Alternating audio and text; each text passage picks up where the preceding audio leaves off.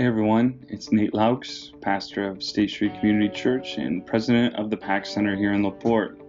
Hey, thanks for listening to our monthly Discussion Over Dinner podcast. We're having a great time making these, and we hope our friends and neighbors in LaPorte are enjoying them as much as we are enjoying creating them. And I have some good news and some bad news for you before we start our discussion today. Let me start with the bad news. So this year we started upgrading our technology at State Street. We upgraded our sound equipment and we added a video suite that allows us to record our Sunday services and discussion over dinner. And it also allows us to stream live on Facebook and these kind of things. It's been a great tool for us to put content in the hands of people that can't be with us every week for church or every month for discussion over dinner. However, we are not perfect. We're not perfect at running our technology, and we make mistakes. So we're still making some mistakes, and one happened just this last Friday. Unfortunately, the first part of our discussion was cut off and didn't get recorded. Now that part was mostly just me welcoming everyone and giving shtick, and that's how my staff says, me just wasting time. But you won't hear that in this recording. You're going to hear most of our conversation once the panel was introduced. And the recording picks up where Larry Smith from the Intrepid Phoenix is talking about his story, and it's definitely worth a listen, or at least I think so. Here's the great news. We started these events not knowing how people would respond to them. We believe that having conversations together is the best way to build community. We believe that these are good ideas, but we weren't sure if they would be accepted or if people would be as into them as we are. And so there's no better place to kind of talk about our shared experiences over a shared meal. Each month we have convened a panel of experts and community stakeholders that have opinions and knowledge and funny anecdotes and things like that about various topics that are relevant to all of us in LaPorte County. And the results have been 3 really beneficial and hopeful discussions that have left us all with a better understanding of the topic and hopefully some next steps for how we can all be better neighbors. And we really like at the end to ask all of our panelists what brings them hope, because we believe that there is a poverty of hope in our community. Now, we plan on continuing discussion over dinner, so that's the good news. On September 14th, we will have a discussion over dinner about criminal justice and the issues that you might see in LaPorte, how we can understand the justice people better, the police, the court system and everything, but also how we can also advocate for those in those systems. So we've invited a defense attorney, Nelson Picardo. We've invited Judge Greta Friedman, who runs the drug court here in LaPorte County. And we've invited a friend of mine, Sergeant Adam Hannon of the LaPorte County Sheriff's Department. And I think you're going to love this panel. I really do. And we want to encourage you. Ask questions. Don't be afraid. And listen, you text your questions in. We don't know who asked them. You can allow me to be the person that sits with the awkward question. But we just want to make sure that the conversations are happening. So here's what you can do for us. We hope you can spread the word about these conversations and participate either in person or online. Please like us on Facebook, share our content, like the videos on YouTube, or subscribe on iTunes or Google Play. Another thing you can do is give us a review. That helps as well. We believe that the art of good neighboring requires that we have to see each other, and we have to hear from each other just to feel for each other. Now, when that happens, when we can hear each other, see each other, and feel for each other, we believe that communities are transformed. And we want to play whatever little part we can in helping that happen here in LaPorte County. So without further ado, here's our discussion over dinner on addictions with Larry Smith, Dr. Suhayl Nasr, and Paula Dranger. Enjoy.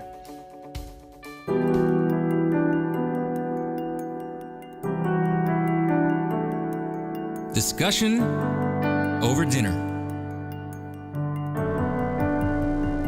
This is our home.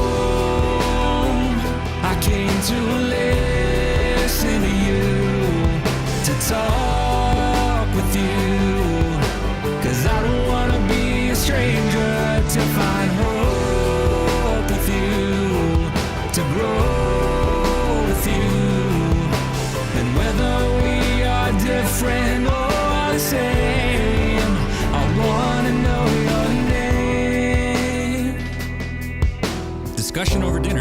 Sponsored and underwritten by State Street Community Church and the PAC Center.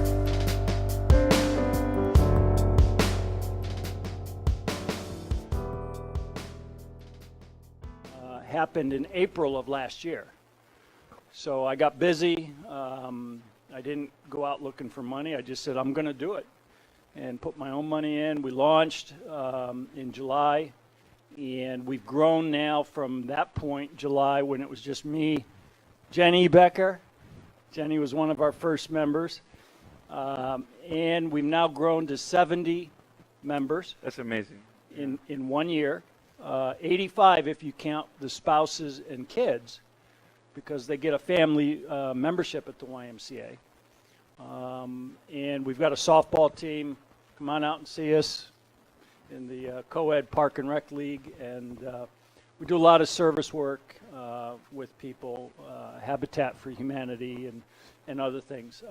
So things have been, we've been blessed to receive grants from the Healthcare Foundation, Duneland Health, and so forth and so on. Now we're looking to expand into, we just signed an agreement with Franciscan Alliance, which will expand us into Lake County and Porter County. And we're going to sign a deal with Duneland YMCA. So we're going to be expanding what we do into Porter County and Lake County. That's great. Yeah, so the guy was right. Looking back, you know, the guy was right. Just do it, Larry, and everything was just going to happen. So we've been truly blessed. That's great. Thank you, Larry. Paula, you wear many hats. You do. You run your own counseling center, but you also work at Valpo. Why don't you explain a little bit about what you do for the people here? Sure. One of the first things I did was I started out working for an agency, and I was never going to work with children who've been sexually abused. I was never going to work with anything that had to do with that. And so when I started at this agency, they had the need for Medicaid to work with children. And Medicaid, because Medicaid group at the time was not paying much, and nobody there wanted to necessarily work with children who've been sexually abused. So when it came time for that, they gave it to me. And that was the one thing, and I always say God does have a sense of humor, because that is the area. And I was like, I hadn't prepared for this. So I did volumes and volumes of research and really worked on it.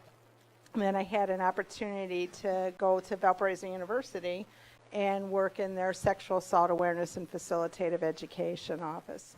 And I also, I tease I'm Greek, and we all like to work for ourselves.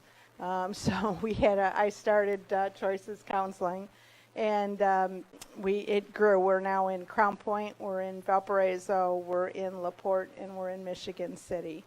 And we continue to grow. And one thing that I also do then is I got involved in substance abuse, and I got involved in that because I was really interested in the whole area. And then I had a client who just he was drinking, and we were working on a plan. He came in one morning and said, "I just had 35 beers tonight." And he said, I need help, you're right. And so I was like, okay, let's get you over to Porter Hospital, which was just a couple blocks away. But he was not suicidal. There was nothing there for them to keep him. And so, and that's when I learned the hard lesson that detox facilities were pretty much non-existent. And it got worse, and I got involved with Porter County Substance Abuse Council and helped write that grant, which is the Drug-Free Communities Grant. But there we also were trying to work to get substance detox facilities. And as it went, I just continued to grow, and I had a chance to study under Terry Gorski, and Terry's a pioneer in substance abuse treatment, and he's the author of Synapse, which comes under SAMHSA. And so I got involved a lot more in terms of substance abuse. And I was very lucky, actually. Dr. Nasr has done a few studies, and he's taught us at the counseling center. So I learned from him as well. Great. Thank you, Paula. Dr. Nasr, again, a wonderful recommendation from everyone I know. Can you explain a little bit for us here, what is an addiction, and how would you diagnose someone being an addict? Like, what is the difference between, they've got a problem or they don't, Well, thank you for having me here tonight, and thank you all for coming out. This is very nice of you to spend your Friday evening here, and not at the bar, which is a good idea. Which, there's like 6 of them right around us, so if you need suggestions. The first thing about diagnosing anything in psychiatry is that it has to affect functioning. So somebody could be drinking as much as they want to. I'm sorry to say that, Larry. But unless it affects their functioning, like they get fired from a job, then we label it as a diagnosis. So I know, and that leaves a lot of gray areas, because many people can be, and I hear so much, well, he was a functioning alcoholic. He didn't have any problem. He just comes home on Friday night and he drinks, and he wakes up on Monday to go back to work, and nobody sees him for the whole weekend, but he is working, he's providing for his family. That's an alcoholic, but the impact on his family is what makes it that there is a consequence for that behavior. So that's the basic thing about it. The biological part is that there is some craving. People really feel hijacked. Their brain is hijacked. They're no more their own people. They have to go and use the substance that they're addicted to. And the choice of substance usually depends on many factors, whether exposure to the drug or family history or the people that they've been with and so on. So this is a varied thing about who picks up alcohol, who picks up cocaine, who picks up meth. All of them work in the same way on the brain. And what happens if you have the predisposition to it, which is the genetics, usually there's somebody in the family who has this, and not only alcoholism or addiction. You can have depression, you can have bipolar disorder, any psychiatric illness. In fact, we're learning that the genes that predispose to psychiatric illness are so common to schizophrenia, bipolar disorder, depression, ADD, OCD, addictions. So it depends on whether you do the behavior that would open up that gene to be copied over and over and over. And once you open it, then you have to live with the consequence for the rest of your life. You have to find a way to combat that. The ideal is to teach kids early on not to open that gene so it doesn't get copied. Because once they copy it, they're stuck with it. And they're stuck with having to figure out how do you counter that gene. Now, trauma is another predisposing factor also. We know that kids who have been exposed to sexual abuse, they are more likely to be substance abusers. And so prevention of sexual abuse is another major issue, prevention of trauma. And I know it takes different forms. For some it is food, for others it is alcohol, for others it is cocaine or meth or heroin.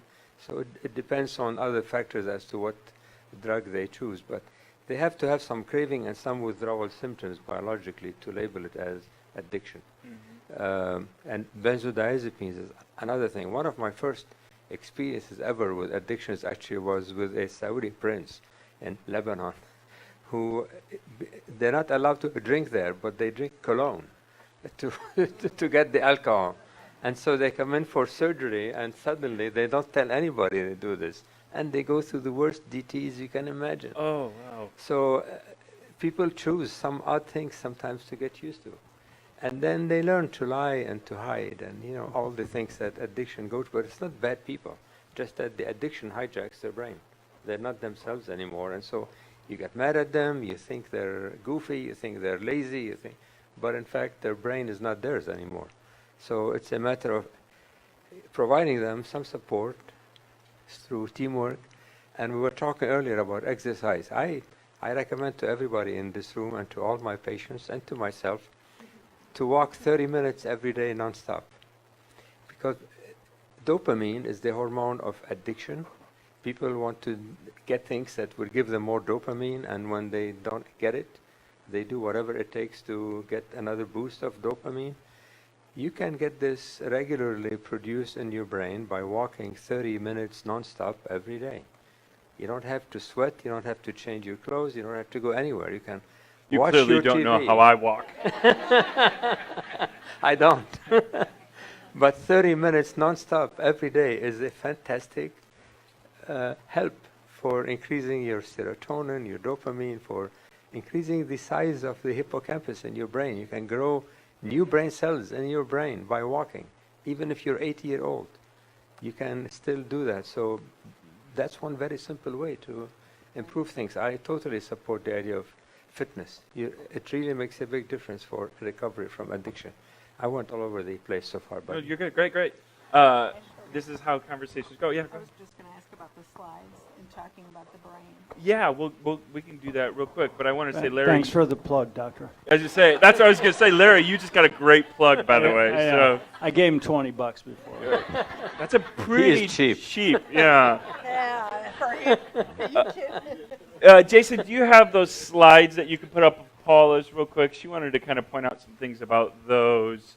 And Paula, you can go through those if you'd like. All right, so we're looking at the dopamine levels for natural rewards with food. So the numbers you're going to see are basically very relative, okay? So at this, it's showing where it will shoot up to 150, and we're looking in terms, again, of dopamine levels. Go to the next one.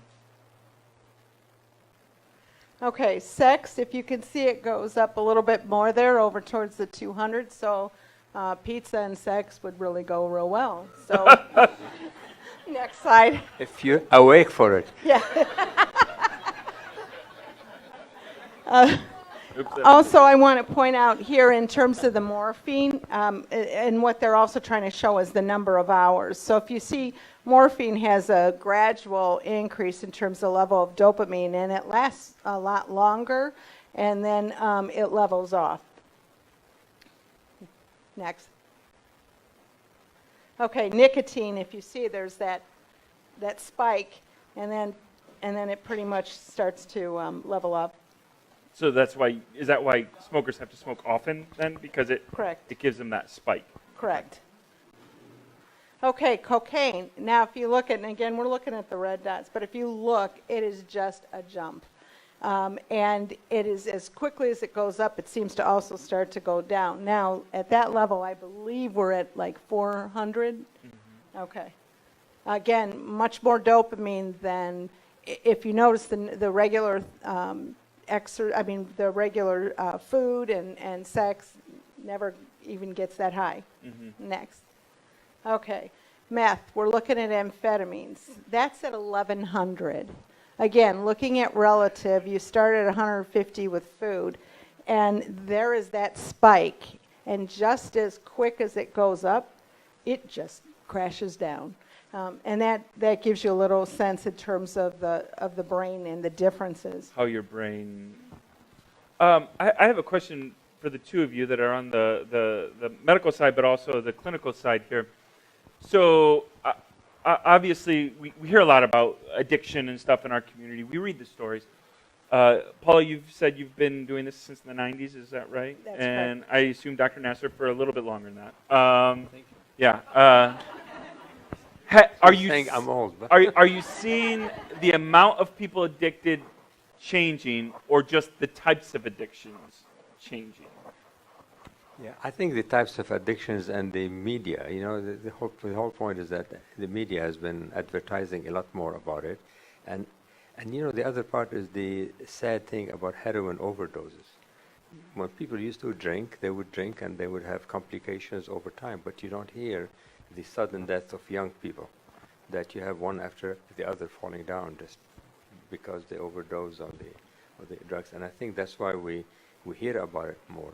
Whether there is more of it in numbers, there is some data that shows, yes, there is an increase in the But we've had this in psychiatry in all conditions, because finally psychiatry has come to the forward in terms of people accepting it and knowing that psychiatric illnesses exist. So you have more depression recognized, more schizophrenia, more bipolar, more ADD, and more addiction. So some of it is the increased diagnostic accuracy that we have also, and being willing to talk about it, because everybody in the past used to hide it. People smoked when it was okay to smoke. You had it in the movies. People would light up the cigarettes and smoke and encourage it. Now we know it's a bad addiction. It's very hard to kick. So the culture has changed, and that has shown the numbers more. But the death of young people hurts. It really hurts to see them die like that. I think one of the things that I'm amazed with is that there continues to be science and chemistry that will take drugs and then create these synthetics that it gets worse and worse and worse. And so I think that's one of the tougher things. And you also see people willing to willing to do a lot of different things. And you hear about the pill parties. And when you look at pot, is not just the regular pot anymore. It's not even the, we used to say it's not the pot of the 70s. It's not the pot of 2000 either. They're putting fentanyl in it. They put all kinds of things that continuously make even what you would say, okay, pot, but it can get deadly. And also you start to see where people are, they're starting younger. So I'm getting developmental issues. So I see somebody who's, 28, 29, but started, smoking pot at 13, drinking, and moving forward up that ladder. And we find that where they really started using consistently is where they kind of stopped developmentally. And so you may be looking at a 14-year-old who's 28. And so I'm seeing so much more of that. So you've got so much more to address in terms of trying to get people to move forward in that developmental level to adulthood. So let me add something about developmental. There's a very smart guy. His name is Kandel, Dr. Kandel. He has the Nobel Prize in Medicine. He published a very interesting study with mice that shows that smoking nicotine in adolescence is the gateway drug, actually. Nicotine. People were thinking that it is marijuana that was the gateway drug, that people start with that and move on to something else. But he showed very convincingly in animal experiments, but also his wife is an epidemiologist who had noticed that connection, and so he went to the lab and showed that in fact nicotine. So anything we can do to prevent teenagers from having access to nicotine would be a very big first step in stopping the cycle that goes on further from there. Interesting. That's an interesting study. Larry, I want to talk to you a little bit because your story is a little bit different in that when we see movies or, when we think of those who have an alcohol problem, we think of those guys who are living on the streets or something like that. You had a white-collar job. You were an executive. You were doing very, very well. Can you look back at your life and say, okay, this is where my addiction was born? Or is it just something that you had to one day look and say, oh, wow, I am thrown into the deep end of this addiction? Thank you, Nate. I think there's Paula mentioned age. I remember that, and Doctor talked about family, genetics, and my family drank, and I remember stealing my first 2 beers in junior high out of my dad's fridge in the basement, running out into the woods with a buddy, right?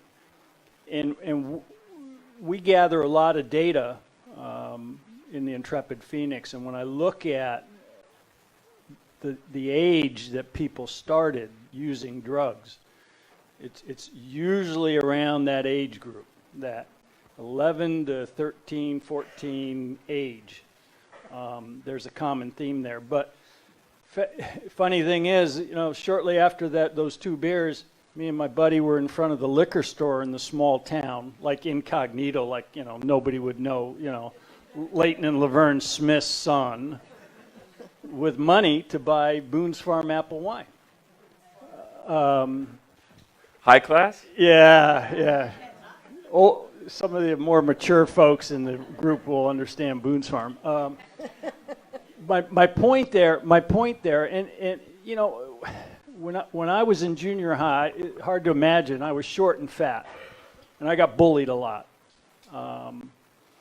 So for me, none of this I knew when it was going on, right? But now looking back, being in recovery, reflecting on my life, and it's pretty clear. But the cool kids that were drinking and smoking and all that, right? Wow. So I started migrating to that cool group. Thankfully, at the same time I did that, I also got into sports and pulled me away for many years from being in that cool group. But that was a fork in the road for me. But I started when I was 13. I drank for 40 years. When we talk about drinking and doing drugs, people talk about, well, I'm trying to escape reality. I don't want to deal with my emotions. I don't want to deal with life, so I escape with a drug or alcohol, right? When I started out on my journey, it was about having fun. It was about how much more fun can we have if we drink, right? We didn't want to like sit in a chair and go, like we wanted to go out running around having fun. But at some point, so I always drank, right? But I think the doctor made a good point that I have 3 daughters, and I was a good father, raised them, and supported them, and alcohol wasn't number 1 in my life at that point. So through many, many years, my daughters were that was it. Being a father, being, and having good jobs and all that. But at some point, alcohol moved up that priority ladder for me. And it became clearly number 1. My tale of woe I won't bore you with, but divorce, 3 jobs. The job here was the 3rd job. And when I came, and I never drank at work. So this was all after hour stuff. And I remember driving to LaPorte, moving to LaPorte, saying, alcohol will not interfere with this job. This is my last chance, and this is it. Well, we know how that story ended, right? So for many years, I knew I had a problem. I knew I was powerless to do anything over it. And when you deal with people in addiction, I'm very active in the recovery community. I do meetings at the jail tomorrow morning for inmates and work release and drug-free partnership, et cetera, et cetera. They talk about you got to hit your bottom. Until an addict hits their bottom, unfortunately, the statistics in recovery are not good. Only 10% of people who try to recover do with any kind of long-term system. The good news is the longer they're clean and sober, the higher their chances are. But for many years, I knew I had a problem. I knew I was powerless to do anything over it. And my life, in my low point, where I'm going with that was sitting. I was going to say I'm ashamed to say, but I'm not. Sitting there one Saturday morning after promising myself I would not drive to the Blue Chip, being a single guy, and driving home in a blackout. To this day, how people can operate a vehicle at 70 miles an hour in a blackout just floors me. I don't know how that's possible. And I promised myself I wouldn't do it, and I did it again. And I sat there and I said, I guess I'm just going to be a drunk. That's just who Larry Smith's going to be. That was my low point. The other thing for me was I remember at that same time thinking there's something missing in my life. There's a hole I couldn't put my finger on it, but there was something missing. Now looking back, I know what it is. It was God and my spiritual, I had no relationship with God. And I found that in recovery. So, but that period where you know you have a problem and you know you're powerless to do anything over it and your life's falling apart, that is hell. That is just miserable. And anybody who's been addicted, who's gone through that, knows what I'm talking about. Yeah. You know, the seduction of the experience that you described, Larry, is that your friends that drank with you that day, I don't know if they are alcoholic or not, actually. Do you know? If they became alcoholic, the guys that you drank with as a kid? In junior high? No, even younger than that.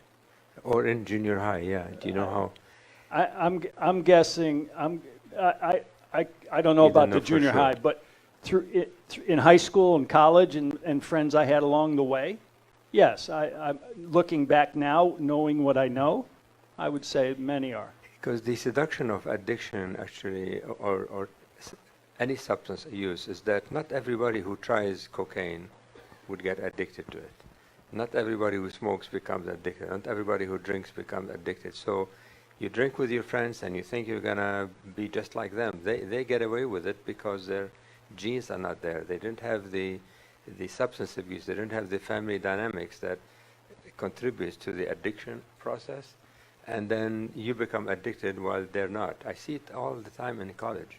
Because you have a lot of these college kids who drink a lot. Freshman year is notorious because they're out of their family's observation and they can do whatever they want. And so you can see some of them get more in trouble than others. And then they say, well, he can drink, how come I can't? And I say, because you have a lot of factors that contribute to you become an alcoholic, that is not true for the others. And I think that's where the risk is. Somebody said, well, I smoked, I drank, I don't have a problem. So that minimizes the addiction, the concept that this is a disease that some people are born with and they have to face it, just like you face diabetes or hypertension. Yeah, if I can add in terms of the biology, what we find out about alcoholism, for example, is that you're looking at quantity and frequency in biology. So, for instance, there are those where their parents or grandparents, aunts and uncles, when there's a familial line there, the amount of quantity and frequency is less before you can become what I would say cross over into alcoholism. Well, the same is with diabetes, the same as with heart disease, as you were saying. And there's a good book. It's on campus talking about alcohol, and that's where they really get into the fact that they put together a lot of different studies that have been out there. One of the things they looked at was if you're adopted and you're adopted and neither your biological or adoptive parents are alcoholics, how much more are you likely to be an alcoholic than anybody else I would pluck out of the general population? And the answer is no more likely than anybody in the population. But then they looked at the adoptive parents who might be alcoholics, but the biological parents were not. And they were no more likely to be an alcoholic than anybody else you would pluck out of the general population. Then they looked at biological parents and who were alcoholics, but the adoptive parents were not. And they were 4 times more likely to be an alcoholic than anybody else you would pluck out of the population. So they did look at that, and they looked at twin studies, though, identical twins. So if one identical twin has blue eyes, the other identical twin will have blue eyes. Because that, in terms of that's the gene that they share. But they found that looking at alcoholism, it was 50-50, about 50%. So that's here to give you some hope that says it is not set in stone. but that's when quantity and frequency comes in. The younger you start, the more you start to drink, and the more it becomes a part of your fabric of the social life, and the more it goes on, you're adding that quantity and frequency. And if the biology is not good for you, that's how some people seem to be able to drink, and not much happens, and some do, and it does. Okay, let's get to your guys' questions. There's a lot of really good questions coming in, and I think they're going to start serving dessert now, which is apple crisp. So enjoy. Here's a question that comes in. I'm a recovering addict from cocaine and heroin. Been sober now since November 2007. Is it possible that even though I have been sober for almost 11 years, is it normal to still have urges and cravings? Oh yeah, absolutely. Absolutely, because the smell of someplace, the color of someplace, the people that you're into are all triggers. And what happens is that your brain develops these receptors that are dependent on this kick that you get from the drug. And so every time you see somebody like this, or you hear a song or whatever, you trigger that feeling, that those receptors become active again. And so they make you more anxious. And what you do with anxiety, unless you've developed good coping skills, exercise, and a support group, then you're likely to go back and use what you normally use. So yes, you're at risk forever. Always be careful, forever, until the last day. Never let your guard down. I've seen people relapse after 27 years, and it was the worst relapse you can ever think of. Just never take it for granted. Can I? I'm sorry, Paul. Can I jump in? I'm just going to share my own personal experience and then what I've seen. For me, at some point in my recovery, and I attribute it to God, removed the obsession and the craving for me to drink. So I see advertisements, you talk about triggers, right? Early in recovery, I had to deal with those triggers. How am I going to go golfing without beer? How am I going to barbecue without beer, right? How am I going to watch a football game without beer, right? So I had to learn, but at some point for me, that obsession and that craving went away. Now, the thoughts still come. So not the thought of, I want to go drink, but the thought, I will always be an alcoholic for the rest of my life. So for me, what I think about is staying close to my recovery program. And what I see being active in recovery here, for heroin, and all drugs and alcohol, you talk about relapse. People relapse, there's a common theme that I've seen.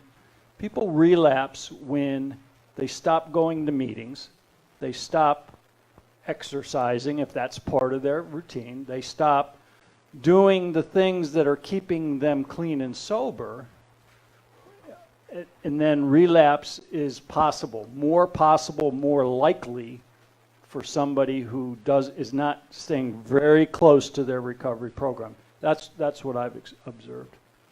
And I would also say, in terms of understanding the difficulty of this opiate addiction, alcoholism, there are many levels. And so some of those levels we're looking at as a brain disease, we're looking at there's needs to be a commitment to sobriety first, and then becomes the commitment to a sober lifestyle, and those are two different things. So it's really important that you work towards that.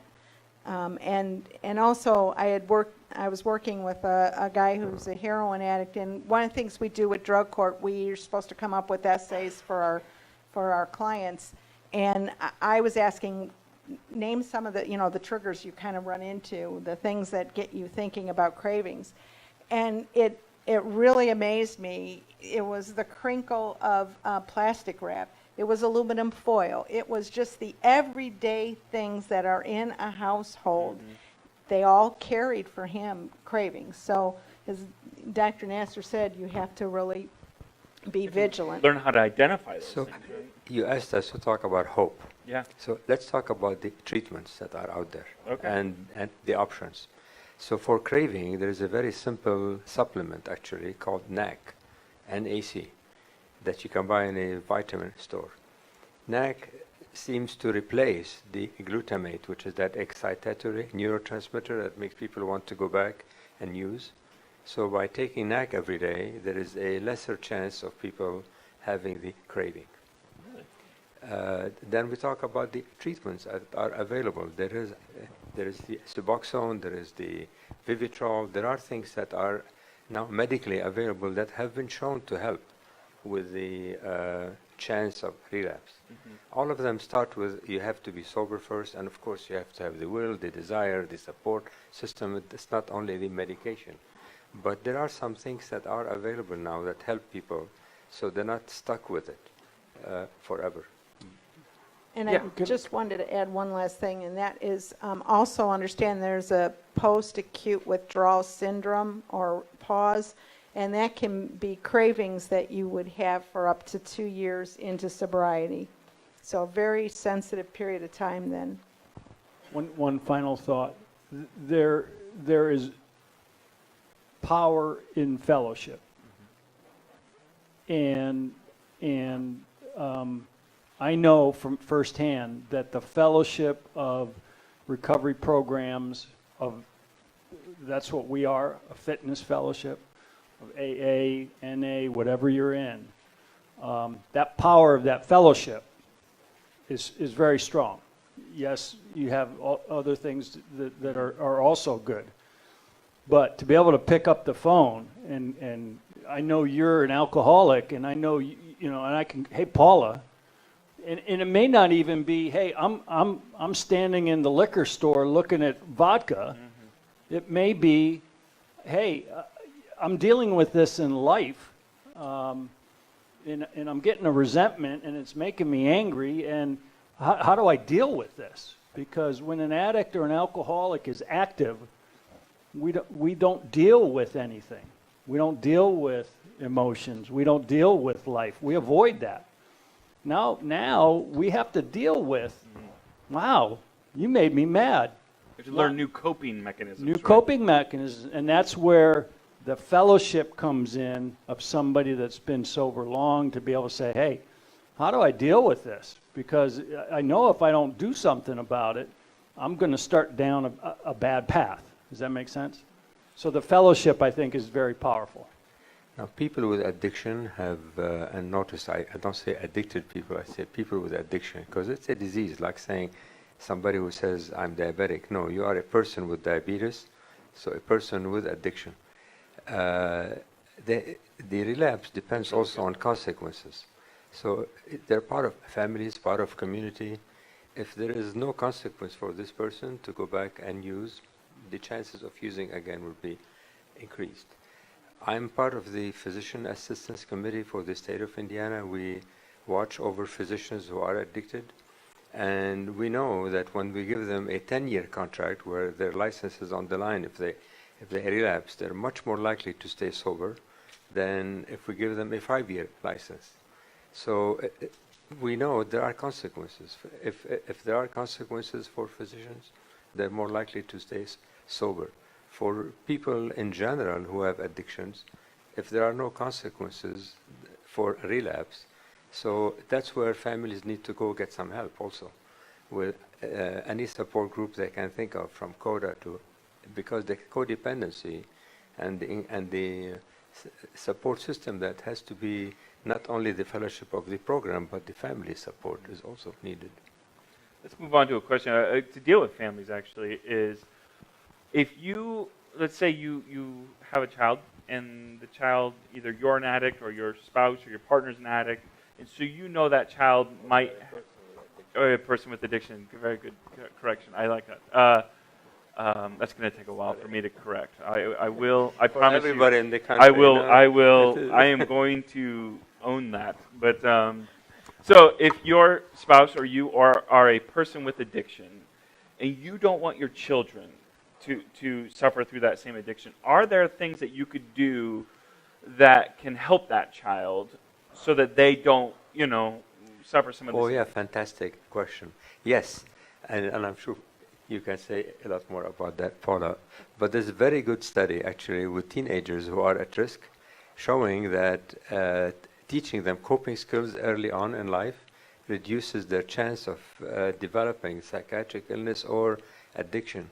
They become the same as people who come from families with no addictions. If you take the time with kids, teach them coping skills, stress management, expressing their emotions, exercise, you really can make a difference despite the genetic load. This kind of goes back to our first discussion over dinner. Those of you that were here, we talked about the increase in anxiety. We had a principal here from Riley Elementary, and he talked about the increase in anxiety that he sees in children and not knowing how to cope well.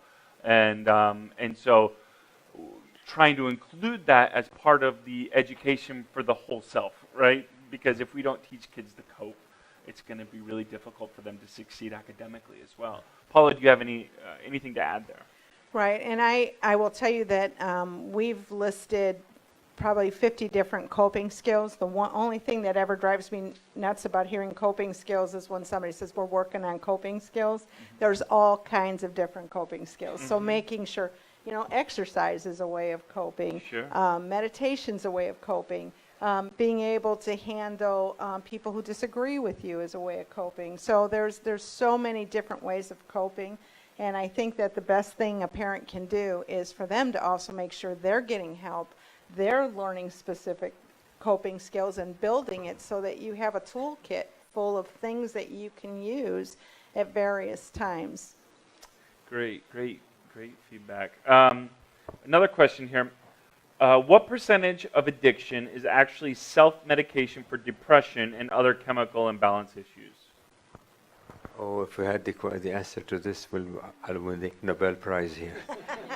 It's such a tricky thing because, yes, many people, if you look at ADD, everybody says, well, this is a overdiagnosed maybe, but in general, I think it's still underdiagnosed because people they treat themselves with stimulants and downers to regulate their distractibility. We have very good data actually that shows that treating ADD reduces the chance of addiction to the same rate as the general population. But if you leave it untreated, they have like 30% of them would develop addictions versus only 12%, which is the general risk. So yes, it is such a common thing. In bipolar disorder, if untreated, somebody is manic, excited, can't sleep, they get hooked on downers, and then they get down and they get hooked on uppers, and then pretty soon they're taking both together and then try to sort out which is which. Mm-hmm. It's a challenge for us in psychiatry. Yeah, and I would also say too about ADHD is that then it's difficult to do well in school.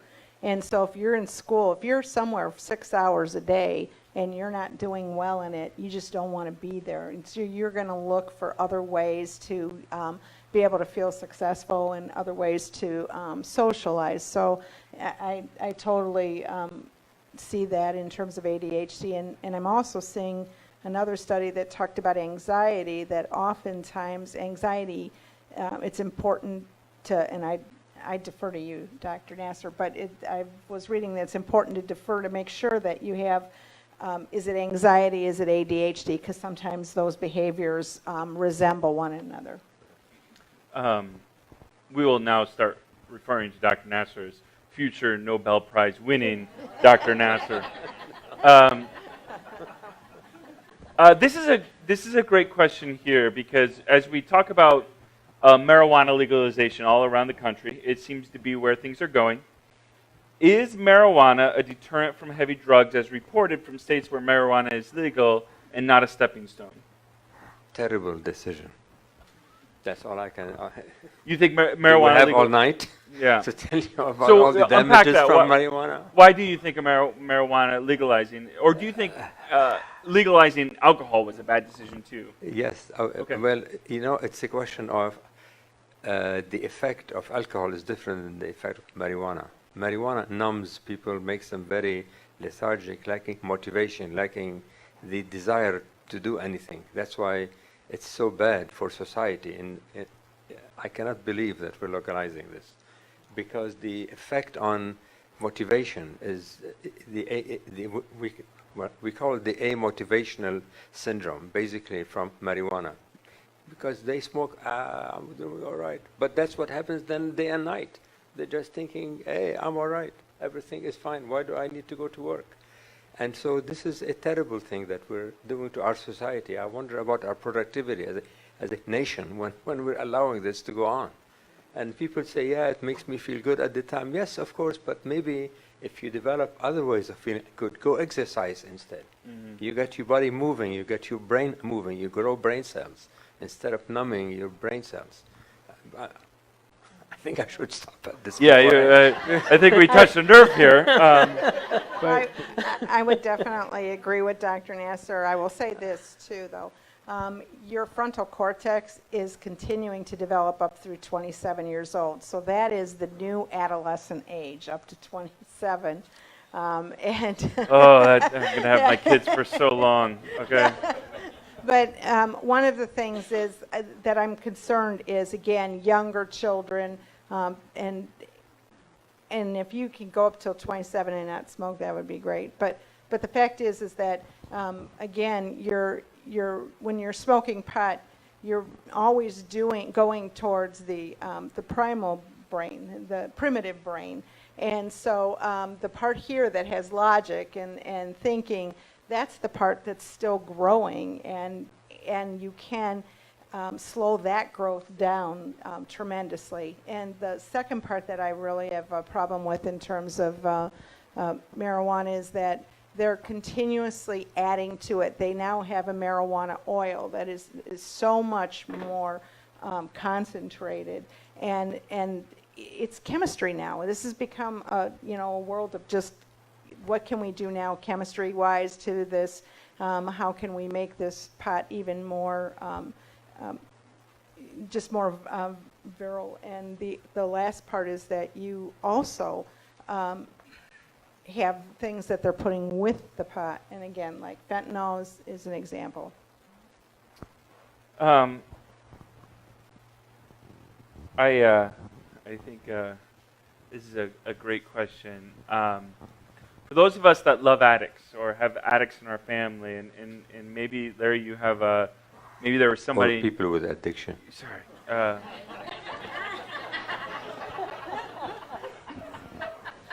We'll get there. We'll get there. I'm a work in progress, everyone.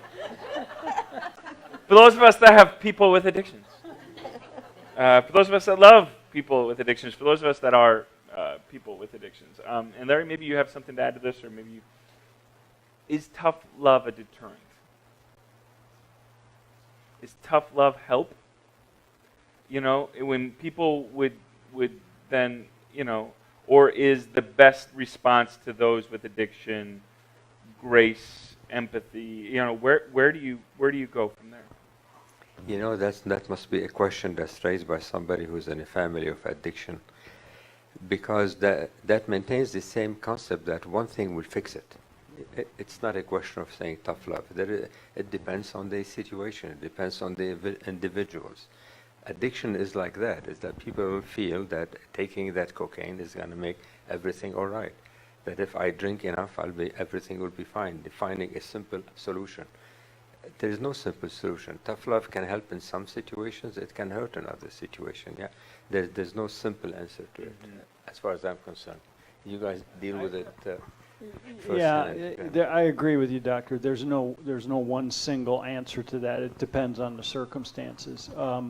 I will tell you that we have kind of a running joke that, and it's not really a joke, but if somebody's actively using or somebody's actively drinking, there's one thing for sure: they are a liar, because an addict will rob, cheat, steal. Person with addiction. Get him. God, I was just going to thank you, Doctor, for all the plugs on exercise, too. How dare you, Larry?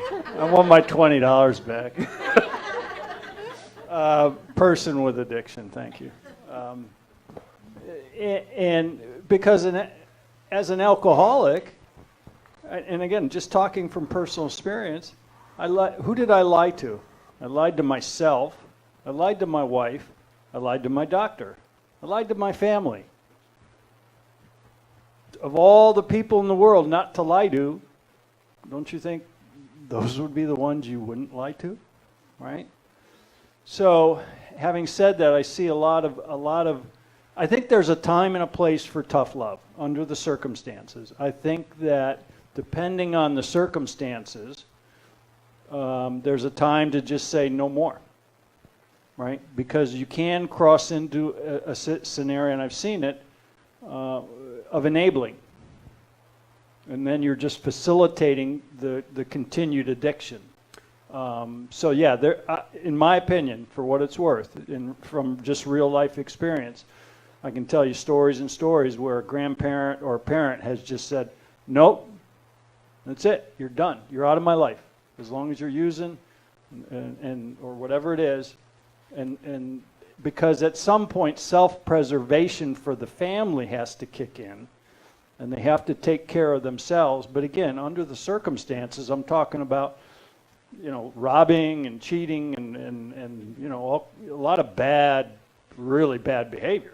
Yeah, and that is the hard thing, right? There's no okay, when this happens, you're done, right? I mean, that's the hard thing, I do have a message to family, and that is, if you're going to be of help, try to be of help for them, driving them to a meeting. If they don't have a car, take them as they go and try to get a job. So think about the wellness wheel. Think about social, physical, psychological, intellectual, their jobs, vocational, and spiritual. Take them to church with you. But do those kind of things. And when you have that love, you also know that tough love is when they're saying, give me $50 or I need $30 or I want to do what I want to do and I'm not going to a meeting, but I'm going to live in your home. That's when maybe tough love has a place. But there's so many other things we could be doing that will help them in their doing, knowing at some point it stops where they have to take the next step, though. I agree. And at the end of the day, in some scenarios, as you know, the only thing I could do for somebody maybe just to be there for them and pray for them. And at some point, that's all I can do for somebody. Here's another question that came in. I had my last drink July 14th. Congratulations, whoever this is, or if you're watching online, thank you. Congratulations. Bastille Day. I love to drink socially. I don't crave it at all. I had 3 blackouts prior to this date in a short time. How do you know if you are an alcoholic? Since I don't crave it, just miss it when I'm out socially. Anybody, Larry? The question about consequences for the alcohol. Was there any consequences? Why did you stop on July 14th? So if indeed you're not alcoholic, why did you feel that you have to stop? And why are you negotiating three beers or 2 glasses of wine? That's already negotiating with the devil. Pretty soon it will be 4 and then 5 and then you stop counting. So I would like to know what happened on July 14th. What were the consequences of the drinking that made you decide to stop on July 14th? That would be my thing. Yeah, and I'll also tell people, and it's a little flippant, I'll say, well, let's go 6 months first, and then let's have that conversation again. Because we get people a lot of times who say, oh, I could quit drinking. Okay, we'll do it for a year, and then let's see. If you really can quit, look what a year does. And I think at that point, you can begin to see when that you will not be able to handle that year, and hopefully that starts to raise a flag. There's a line in the big book of Alcoholics Anonymous that says if you have doubts that you're truly an alcoholic and you have a problem, why don't you go out and try some controlled drinking?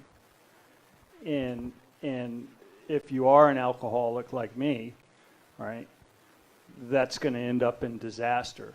There's actually online too, you can get a quiz. I think I found a quiz, 14 questions, you know, if you're an alcoholic. I think I aced it, the only quiz in my life I ever aced 100%. But there are some behaviors that you may likely be one. But at the end of the day, only the individual can decide. Only I can decide for myself if I'm an alcoholic. If I'm now the doctor might disagree because I'm not from the clinical side, so I don't know. There might be other things, but only I can decide if I have a problem with alcohol and that I'm an alcoholic, and that I believe that. So only he can decide, right? Blackouts are certainly a sign. Or she. He or she, sorry. What is it? A person with addiction. Okay, thank you. But there are signs. There's blackouts are certainly a sign that you might have a problem. Binge drinking, you know, the statistics on binge drinking are going through the roof. You know, how often do you drink? You know, when you drink, can you stop? You know, I was joking with a pastor at another church, and he said, yeah, well, I can have 1 or 2 beers and then not touch beer for 30 days. You know, we had a party at the house, and I had 2 beers, and that was it. I said, I'm the guy in the kitchen chugging 2 beers and emptying the ones that are, you know.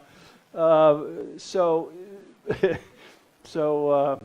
that was a little alcoholic humor there, Nate. But my point is only the individual can, based on the circumstances, right, decide. But there are signs, you know, binge drinking, how often do you drink, and more. Paula, let's get into some therapy real quick, okay? I and my children were emotionally, mentally, and physically abused by my alcoholic ex-husband. Even though it was the year 2000, we all still have scars.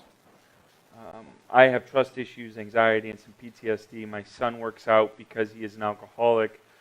My daughter has lost her faith. What would you say to this family? I would say that unless you deal with the trauma, it will continue to dog you. And anything you bury is still alive. So it's really important to get yourself into counseling and really address, you know, go somewhere where you feel comfortable with the therapist. Go where you feel that you will be totally honest, because trauma is scary. And you want to know that you trust the therapist before you start, you know, unveiling all that. And I would definitely look at family and look at individual.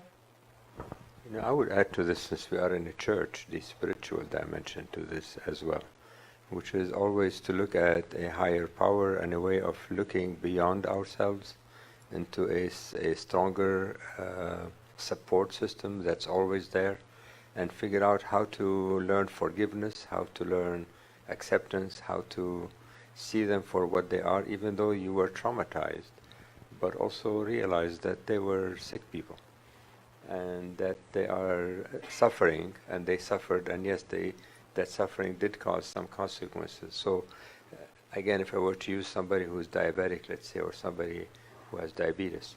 A person that has diabetes. A person, see, I even catch myself very quickly. So I'm glad everybody's getting it here. This is good. We're all leaving with that. If nothing else, we're leaving with that. So you can imagine that, you know, if you live with somebody with any serious physical disease, it has an impact on everybody in the family. And yes, there is some trauma from it. But somehow we're more accepting of somebody having a severe physical illness than if they have a severe addiction.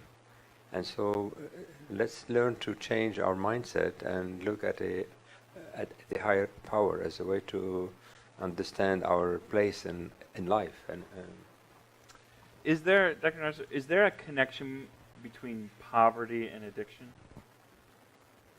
I don't know about that. I don't know about statistics with that. Maybe Paula keeps track of this more than I do, but I think it affects everybody. I mean, think of it. The founder of AA was a physician.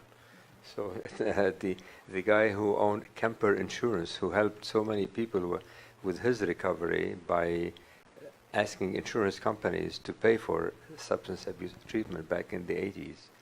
He was the CEO of Kemper Insurance.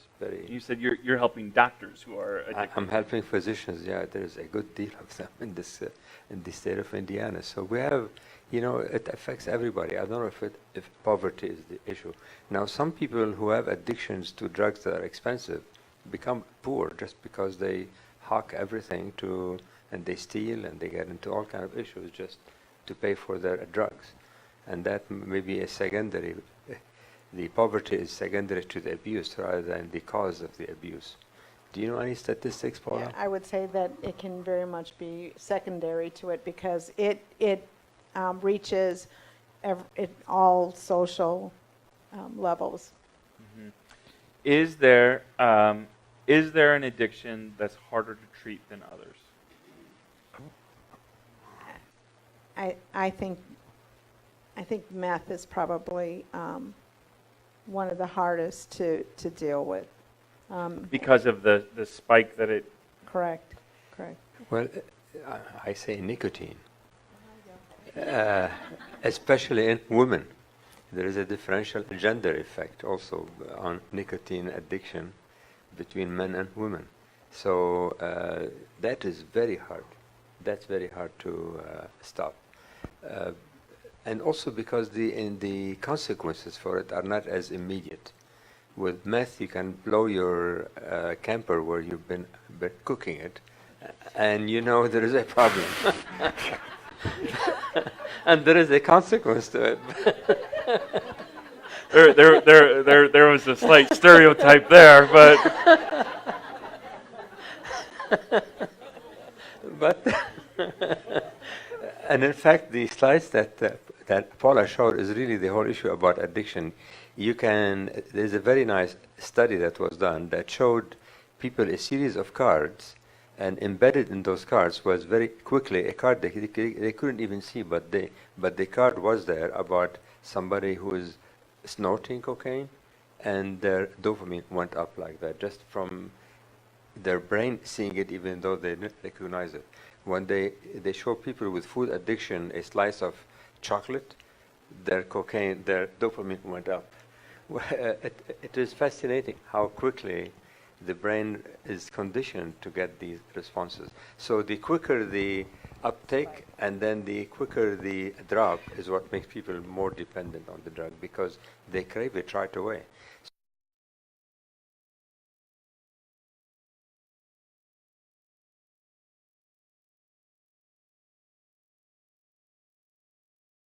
Amphetamine, and that's why they're not addictive for the people with the ADHD. They're addictive for people who use them for fun. what's the state of treatment in LaPorte County? We don't have addictions in this county. I say this. I say this because I have recommended certain people that have come to me and said, "Hey, I need help." I've given them 2 or 3 or 4 resources, and everyone is full. You know, this doctor's not seeing any new patients. This place doesn't have any openings to see them. Is there a shortage of treatment? People helping with treatment. What I said jokingly was, I say it in in the hospital setting, is that we don't offer substance abuse treatment because we deny that it exists, and so therefore we must not have any problems. Mm-hmm. When in fact it's all over the place, and yes, there is a huge shortage of availability for services.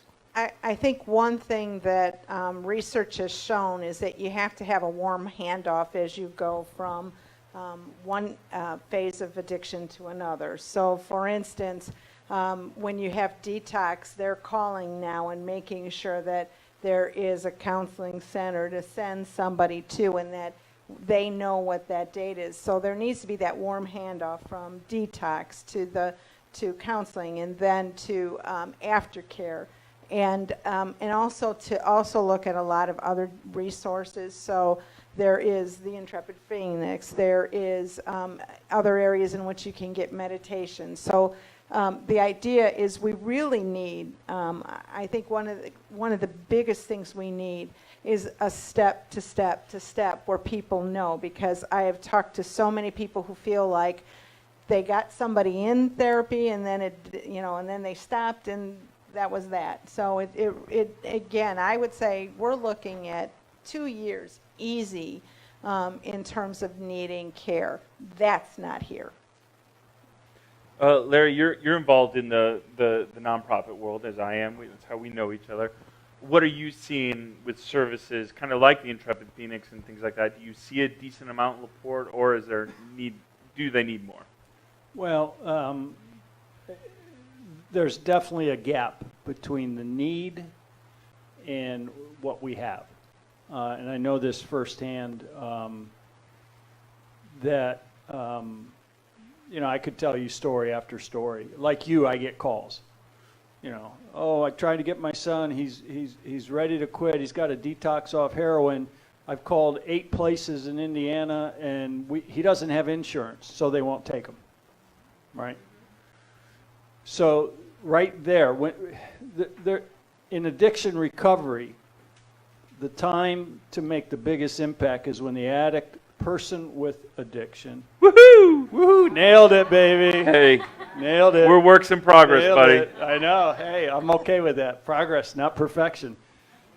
When they raise their hand and say, "I want help," right? How big is that window? That's the moment. It might be a small window.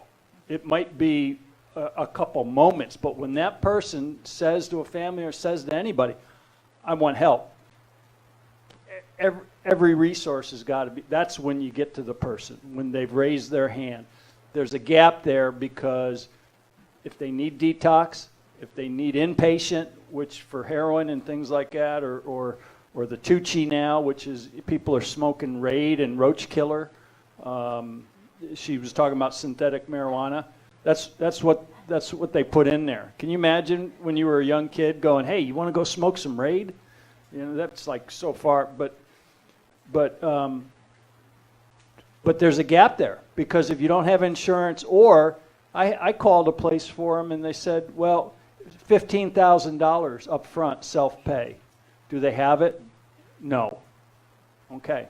So you know what I did? I got a hold of this guy, Tim Ryan, up in Naperville, Illinois, man in recovery.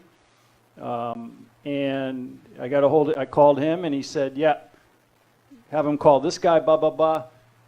Next day, he was in a detox place of all places, Cleveland, Ohio, for 10 days, and then 6 months at a inpatient recovery place in South Carolina. But to have to work that hard, we shouldn't have to work that hard. It should be like, bam, we have a solution. Well, and there's such big residual impact, right, of those. We've got, I'm, of course, a board member at Family Advocates, so we deal with a lot of kids in CASA, a lot of kids that have been taken from their homes. Much of it is because of drug abuse and things like this. So that impacts that. And then these other things, education, we can talk about how drug abuse has impacted education and everything. If people are in here saying, "Okay, I want to help be a part of making this right in our community. We care about our neighborhoods. We care about our streets." Who do you talk to? What do you do? Do you talk to the governor? Do you talk to the mayor? Who do you talk to? Well, one thing, I do want to do a quick shout out to Donna. Donna is a recovery coach, and she can get people set up with insurance, and she will get things moving. But I will say that if you are good at yoga, if you're good at meditation, if you're good at any other thing that can allow people to really find a way to cope in different ways, talk to me.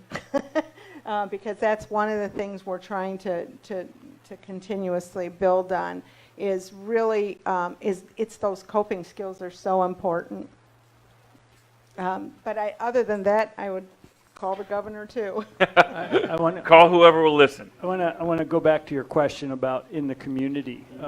There's always more, because the problem is not getting better; it's getting worse for alcohol and heroin in LaPorte County. And I have all the statistics. I won't bore everybody to death, but I'm kind of an analytical guy.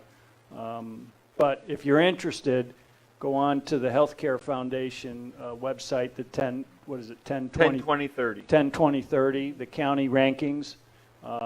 Just Google 10/20/30. Google 10/20/30, and the county rankings are there. LaPorte County is one of the worst counties in Indiana for heroin, for alcohol arrests, for public intoxication. And the trend lately over the last 2 years for alcohol is getting worse. And the heroin deaths and heroin overdoses is also getting worse over the last 2-3 years. LaPorte, Michigan City, LaPorte County is one of the worst. So the issue is getting worse in our homeland in LaPorte.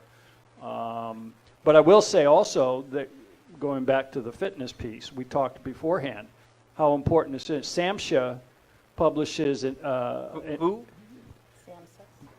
What is that? What is SAMHSA? Substance Abuse and Mental Health Services Administration. Federal. It's a federal organization. Federal, Okay. yeah. They publish a relapse rate of 86% for recovery. For everyone trying to get, trying recovery, Yep, the failure rate is what? 86%. Do you know how many people with diabetes have their blood sugar always below, their A1C always below 6? 86%? Zero. I mean, nobody can do that. But- Every disease has relapses. I understand, but we're an evidence-based program. So the Intrepid Phoenix in the first year had a relapse rate of 27%. Now, I'm not saying exercise is the answer, but exercise on top of other things. So I would agree. I think there should be more, there's more collaboration. I think in the nonprofit world, I think there's more we can do with each other collaboratively to help each other than we currently do. I'm going to make a call for activism, actually. All right. So, you're going to have elections in November. You can ask everybody who's running for commissioner, for example, and you can also push the hospital administrators to create a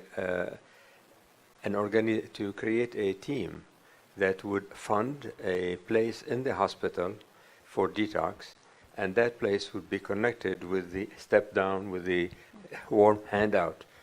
From one person to the other, from one phase to the other. It has to start with the ability to detox people whenever they say, I need help, and recognize they might be there 2, 3, 4, 5 times. And not give up on that person. They might need to be there many times. But we do need a safe place where we can admit people, where hospitals would recognize there is a problem, and the commissioners would pay. They will have to find some funds from somewhere. God knows they spend it on things that they don't need to. So they can be Paula. targeting.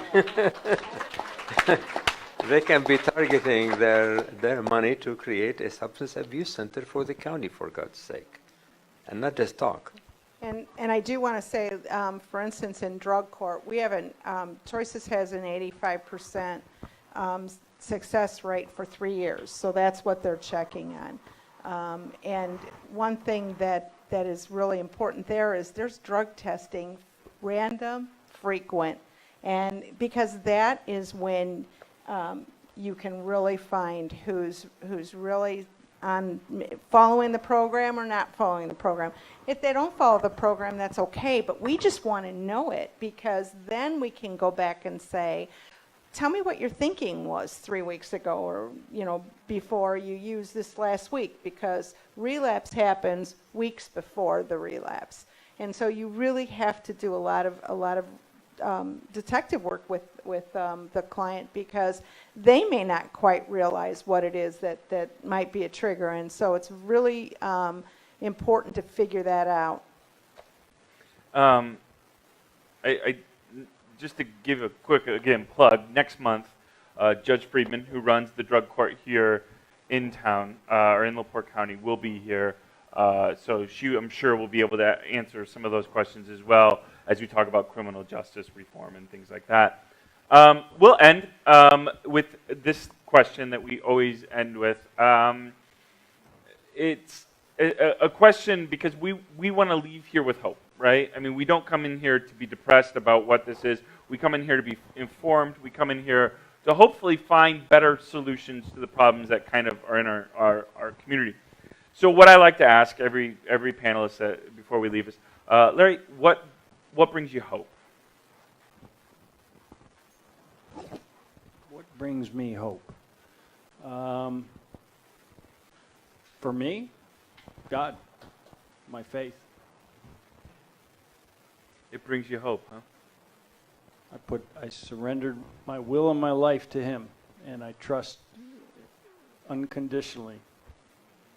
Absolutely. Paula, what brings you hope?